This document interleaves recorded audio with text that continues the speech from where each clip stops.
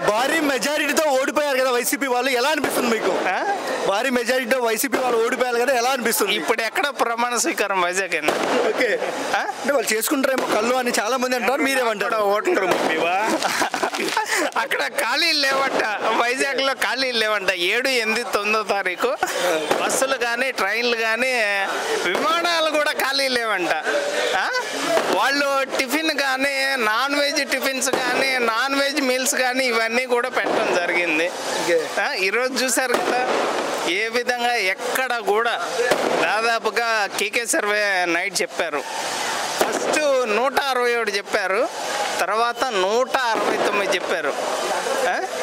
దాదాపు వాళ్ళకు వచ్చేది నాకు తెలిసి ఒక 14. Assembly, parliament 2. అంటే రోజా గారు అన్నారు 175కు 175 అని.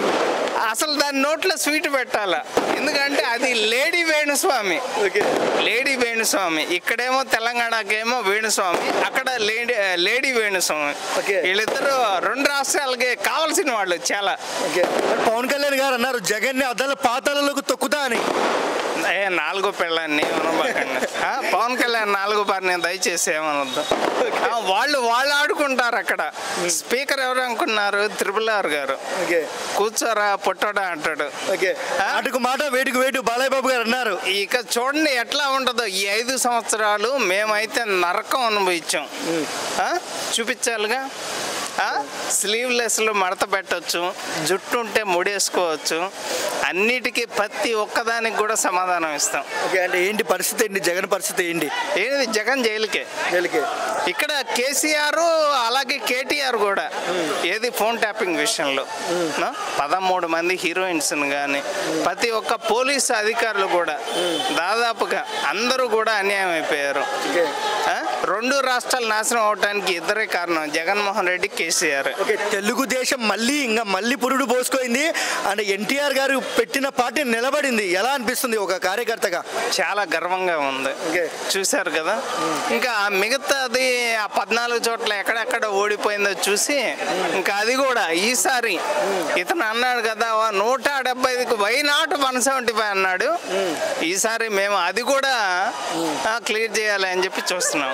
అండ్ తెలుగుదేశం వాళ్ళు జనసేన వాళ్ళు కలిసి చరిత్ర తిరగరాశారు. ఏం చెప్తారు వైసీపీ వాళ్ళకి ఈ సందర్భంగా? తెలుగుదేశం, జనసేన, బీజేపీ ఇంకా రాశారు. 21కి 21 జనసేన, 2 ఎంపీ ఫుల్గా. ఇక పవన్ కళ్యాణ్ గారిని ఎన్ని మాటలు అన్నారులే, 3 పెళ్ళాలు అని చెప్పి కుటుంబ సభ్యులను కూడా లాక్కొని వచ్చి తన సినిమాలు కూడా 5 రూపాయలు 10 రూపాయలు పెట్టి చిరంజీవి గారిని కూడా ఎంత అవమానం చేశారు. 1/2 కిలోమీటర్ నడిపించారు. వీటన్నిటికీ కూడా సమాధానం ఇప్పుడు ఏం మాట్లాడతారు వాళ్ళు? వైసీపీ వాళ్ళు మా ఓటర్లు వేరే ఉన్నారు, మా గొడ్లు వేరే ఉంది అనే విధంగా మాట్లాడేవాళ్ళు ఇప్పుడు ఏం మాట్లాడతారు చెప్పాలి. థ్యాంక్ యూ అన్న. Thank you.